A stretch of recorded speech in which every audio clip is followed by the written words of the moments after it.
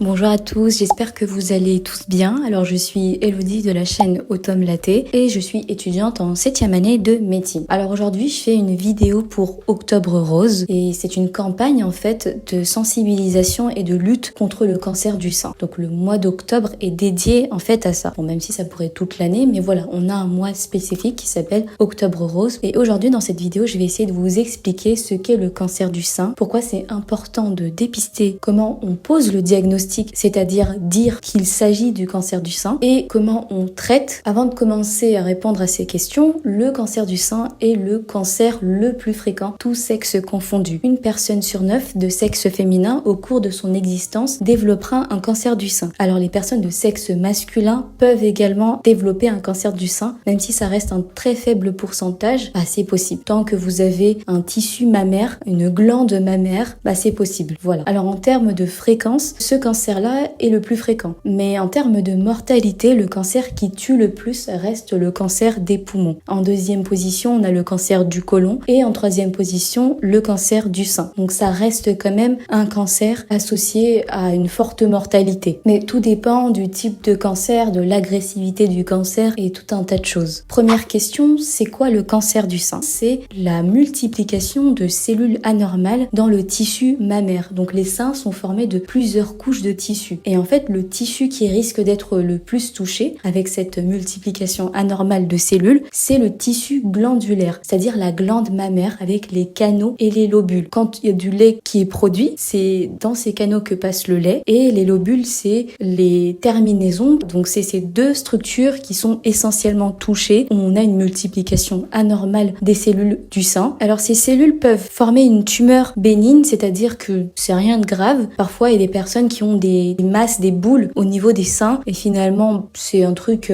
rien du tout. Et d'autres fois ça peut être une tumeur maligne, ça veut dire un truc quand même dangereux. Et lorsqu'une tumeur est maligne, c'est-à-dire une tumeur qui est méchante, à ce moment-là elle peut se propager. Donc elle peut se propager au niveau des ganglions mammaires. Alors les ganglions mammaires, il y en a plusieurs. Vous avez des ganglions au niveau interne, vous avez également des ganglions au-dessus et en dessous des clavicules, et des ganglions qui vont également jusqu'aux aisselles. On les appelle les ganglions axillaires. Donc ce cancer qui se forme au niveau du tissu mammaire, il peut s'étendre jusqu'à ces ganglions-là. Donc au niveau des aisselles, puis au niveau sous-claviculaire, sus-claviculaire, donc en dessous, au-dessus des clavicules. Il peut également se propager ailleurs. Une fois qu'il a passé les ganglions, il peut très bien se retrouver dans les os, dans le foie, dans les poumons. Et cette capacité, on va dire, à se propager dans d'autres parties du corps, c'est un processus qu'on appelle métastase. Donc ça forme des métastases. Peut-être que vous avez déjà entendu ce mot-là. Donc quand on dit que ça donnait des métastases au niveau des os, au niveau des poumons, c'est qu'initialement ce n'était pas un cancer des os, des poumons, mais qu'il y avait un autre cancer qui s'est propagé ailleurs. Et on peut savoir qu'il s'agit d'un cancer du sein parce que ça sera le même tissu mais qu'on va retrouver dans différents endroits. Alors qui est à risque du cancer du sein? Ça c'est une question très très importante. De manière générale, les personnes de sexe féminin de plus de 50 ans sont naturellement considérées comme étant à risque. C'est pour ça que de 50 à 74 ans, tous les 2 ans, ces personnes-là vont recevoir une convocation pour faire un dépistage, la fameuse mammographie. Bon, on va en revenir, mais vraiment, quels sont les facteurs de risque? La première chose à savoir, c'est que ce cancer est un cancer hormonodépendant, c'est-à-dire que la croissance de ce cancer est stimulée par les hormones, et principalement l'œstrogène. Et quand on dit qu'il est hormonodépendant, c'est qu'il y a des récepteurs par-dessus ces cellules cancéreuses. Et toutes les personnes qui vont avoir un cancer du sein n'auront pas forcément un cancer hormonodépendant. Ça, c'est assez important à savoir pour savoir quel traitement on va utiliser. Donc ça dépend en fait du profil du cancer du sein. Ensuite, il y a d'autres facteurs de risque qui sont liés en fait à l'hyperœstrogénie, c'est-à-dire le fait que dans votre corps, il y a trop d'œstrogène. Le fait d'avoir trop d'œstrogène peut être favorisé par des moments comme la puberté précoce, c'est-à-dire avant 12 ans, ou la ménopause tardive après 52 ans, l'absence d'allaitement, l'absence d'accouchement, de nulliparité, en fait la personne n'a pas accouché, mais également la grossesse tardive, c'est-à-dire après 35 ans, ainsi que l'utilisation d'un traitement hormonal substitutif qu'utilisent les personnes ménopausées. Il y a également l'utilisation de la pilule œstroprogestative et l'obésité. Donc là on a fini un peu avec les facteurs de risque liés à l'hyperœstrogénie. D'autres personnes qui peuvent être à risque, dans leur famille, il y a des gens de sexe féminins qui ont eu un cancer du sein. Ça, c'est possible. Donc, ils sont plus à risque. Si la personne en question a déjà eu un cancer du sein, là, encore une fois, elle est plus à risque qu'une autre personne. Et puis, il y a aussi la génétique. Il y a certaines mutations génétiques chez certaines personnes qui font qu'elles sont beaucoup plus à risque d'avoir un cancer du sein. Alors, un autre facteur de risque qui a été prouvé, c'est également la consommation d'alcool. Pourquoi est-ce qu'on dépiste le cancer du sein et comment est-ce qu'on le fait? C'est comme je vous ai dit au départ, c'est un cancer très très fréquent et le fait de pouvoir détecter la maladie à un stade précoce fait que ça sera plus facile de guérir ou les chances de guérison sont plus élevées parce que plus la maladie est détectée tôt, plus il y a des chances de guérir. Et ça, c'est quelque chose de très très intéressant. Donc comment se passe le dépistage? Alors il ne faut pas confondre avec le diagnostic. Quelqu'un qui n'a pas du tout de facteur de risque que je vous ai cité tout à l'heure, à partir de l'âge de 50 ans jusqu'à 74 ans, elles vont recevoir une convocation et ça tous les 2 ans, c'est une convocation pour aller faire une mammographie. Et ça là,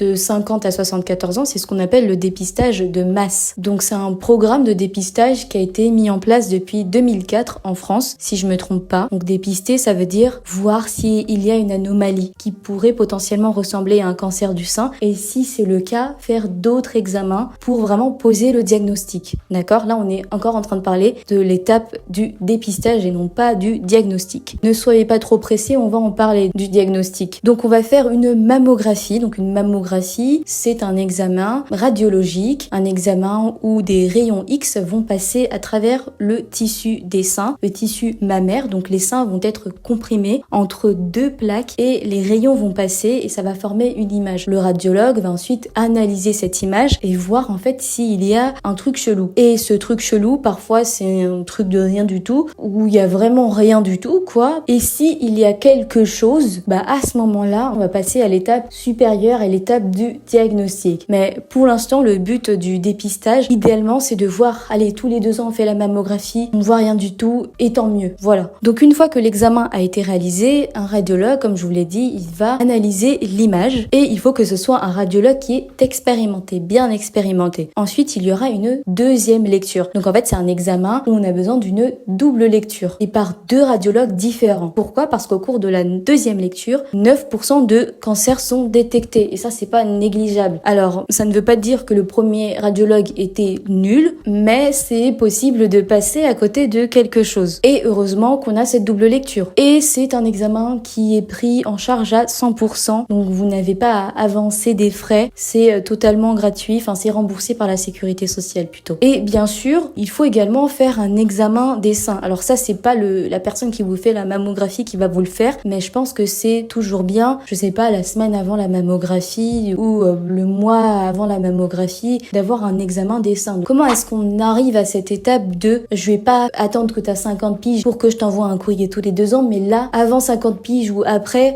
de toute façon, il faut qu'on pose un diagnostic. Qu'est-ce qui fait qu'on en arrive à cette étape-là? Très simplement, ça peut être au cours d'une mammographie de dépistage. Disons qu'une dame, elle est de 64 ans, a fait une mammographie et on a constaté des anomalies. Donc à ce moment-là, on passe à l'étape du diagnostic, c'est-à-dire dire oui ou non s'il y a la maladie. Autre chose, c'est que il y avait peut-être une anomalie au niveau des seins. Alors, une anomalie qu'un médecin a pu voir ou que la personne même, en fait, a pu détecter. Et quand je dis une anomalie, ce n'est pas forcément que une boule. Ça peut très bien être une boule, mais ça peut également être au niveau de la peau du sein. La peau du sein est un peu aspect peau d'orange, ou bien c'est un peu rouge. Au niveau du mamelon, du téton, il y a un écoulement qui peut être rouge, peut-être du sang blanc, ça peut être purulent, du pus. Ça peut être également au niveau du mamelon même, donc du téton, c'est un peu rentré dedans. Ça peut être une rougeur au niveau du sein, ça peut être également une fossette, des rides un peu sur la peau des seins et également une boule au niveau des aisselles. C'est relié, comme je vous ai dit tout à l'heure, il y a des ganglions qui vont jusqu'aux aisselles. Mais là, on va pas dire attendez madame, disons que c'est une dame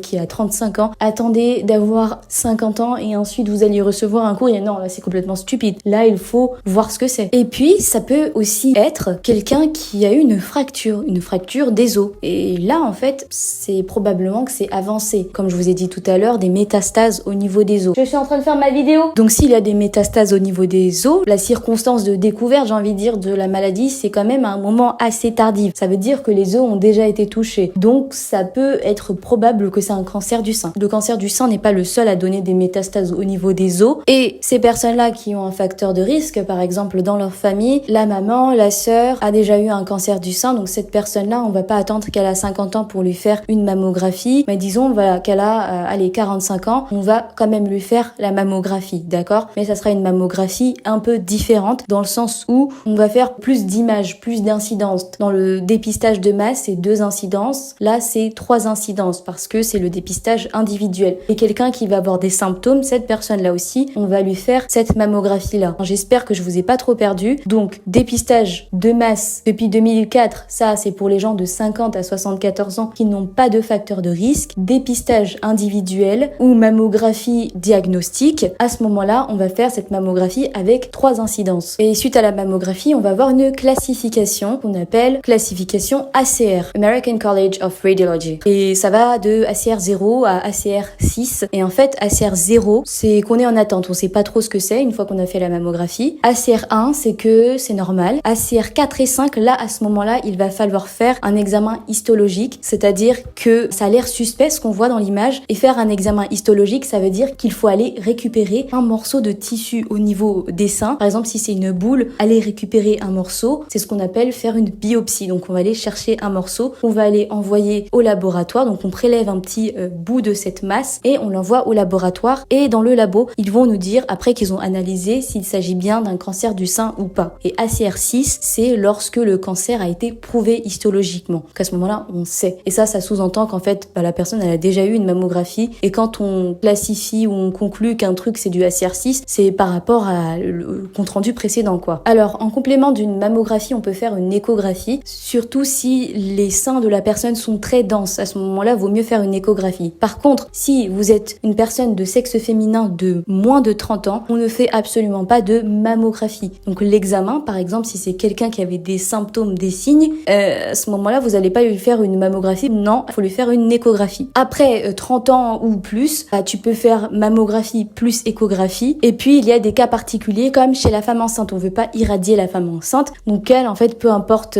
son âge. Bon, après, j'imagine que 52 ans passés, elle sera pas forcément enceinte. Mais à ce moment-là, oui, tu peux faire une échographie. Ou tu vas devoir préférentiellement faire une échographie. Et vous l'aurez bien compris, ça c'est pour éviter le risque d'irradiation. Alors, un autre examen qu'on peut faire, mis à part la mammographie et l'échographie, c'est également l'IRM des seins. Et ça, on va le faire plutôt pour des personnes qui ont ces fameuses mutations génétiques dont je vous ai parlé quand je parlais des facteurs de risque. Bon, je suis pas rentrée dans le détail des mutations génétiques, BRCA1, BRCA2, on va faire cette IRM des seins. Après, si on a fait une mammographie et en fait on n'a pas vu grand chose, mais qu'on a des doutes, à ce moment-là, on va faire une IRM des seins parce que c'est beaucoup plus précis. Enfin, on voit certaines choses qu'on n'a pas vues à la mammographie, même si bien sûr c'est plus rapide, on va dire, de faire une mammographie. Et à ce moment-là, on pense surtout à un cancer lobulaire, c'est-à-dire une forme, vous voyez, je vous ai dit, c'était pas la plus fréquente entre cancer canalaire, cancer lobulaire, qui sont les deux cancers du tissu glandulaire des seins, mais ce cancer lobulaire, même s'il est plus rare,